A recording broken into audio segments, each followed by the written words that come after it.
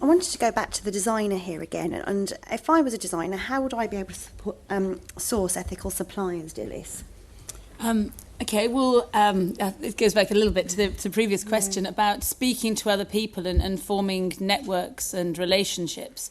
It is tough. I mean, one of the reasons, yes, that we've looked out there, we've spoken to designers, manufacturers, and retailers in the UK, and found out that there's a lot of goodwill. There's a lot of companies who want to become more sustainable. They want to put in sustainable policies and practices, but it's quite difficult because of that whole supply chain transparency. So for a designer setting out, the first thing obviously is to look at your raw materials. So I think over the last few years we've come a long way with realising that natural materials can be good and can be bad. Also the same with man-made fibres. I mean, there was a lot of sort of negativity around polyester, for example, until quite recently, when people like Patagonia managed to do the whole closed loop and recycle polyester, take back polyester fleeces, recycle them through the loop again to make new fleeces without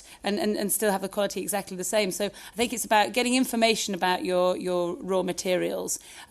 We do at the university have a textiles base for environmentally sound textiles as part of the university down at Chelsea.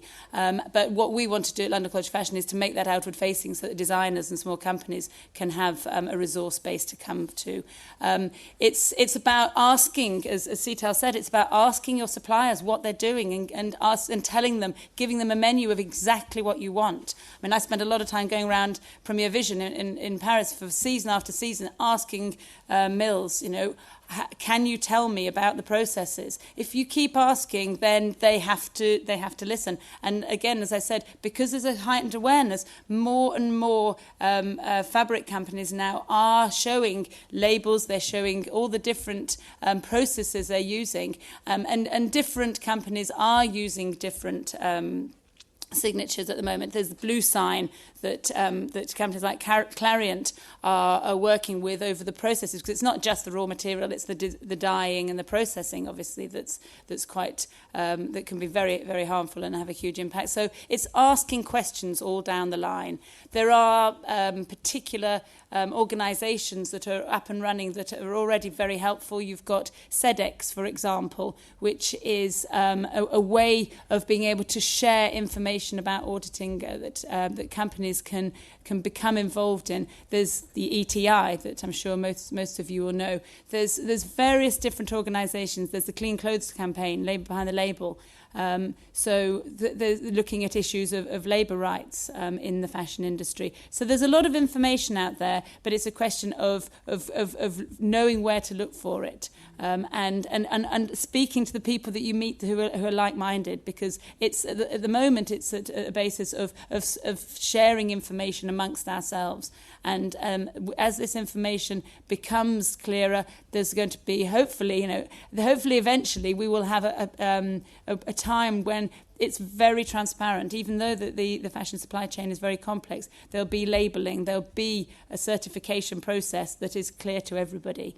But in the meantime, it's about networking, it's about speaking to people, and it's about communicating with your suppliers and giving them a list of exactly what you want from them.